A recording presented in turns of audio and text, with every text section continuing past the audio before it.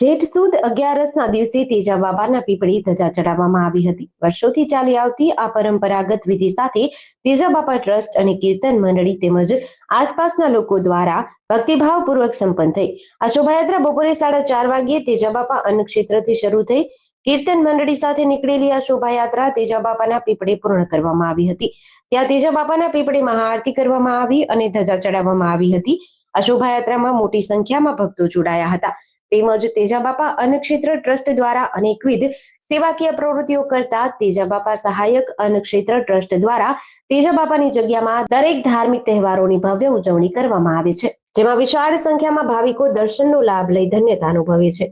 આ તકે તેજા બાપા સહાયક અન્નક્ષેત્ર ટ્રસ્ટના પ્રમુખ આર.કે. કોયાણી અને સુરેશભાઈ વઘાસિયા તેજા બાપાની જગ્યાના ટ્રસ્ટીઓ કાર્યકરો દ્વારા આ કાર્યક્રમને સફળ બનાવ્યો હતો।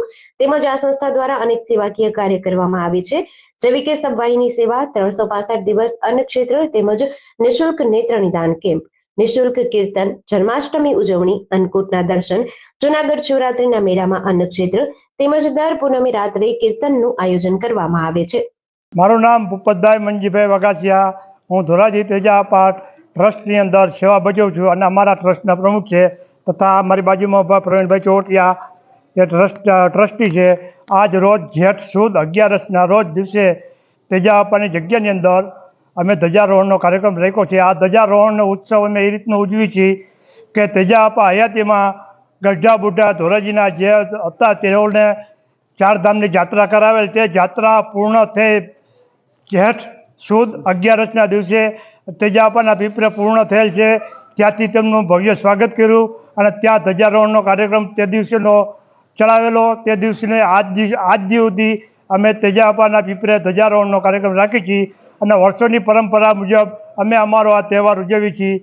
તથા તેજા ભગતની જગ્યાની અંદર અમે નેત્ર નિદાન કેમ્પ તથા અન્નક્ષેત્ર તેમજ સેવાકીય અનેક પ્રવૃત્તિઓ કરી છીએ। આફત આવે ત્યારે અમે સરકારના કહેવા મુજબ અમે એના આદેશનું પાલન કરી અમે જે સેવા કહીએ એ અમે બજાવી છીએ। તથા ભવનાથની અંદર મહાશિવરાત્રિના મેળાની અંદર અમે 4 દિવસ અન્નક્ષેત્ર હાબેહૂબ હાંકી છીએ। છતાં અમારા લાયક કોઈ પણ સેવા હોય તો અમારા ટ્રસ્ટને જાણ કરવા નમ્ર વિનંતી। અને આજે ધોરાજીની અંદર અમે સતત 20 વર્ષથી એક ધારી સબવાહિની વિનામૂલ્યની ફરજ બજાવી છીએ।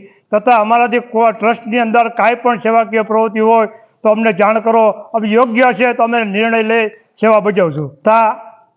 તથા ધોરાજીની અંદર રામજી ભગત તેજા બાપાના શિષ્ય રામજી ભગત જ્યારે હયાત હતા તે દિવસની અમારા કીર્તન મંડળી ચાલે છે।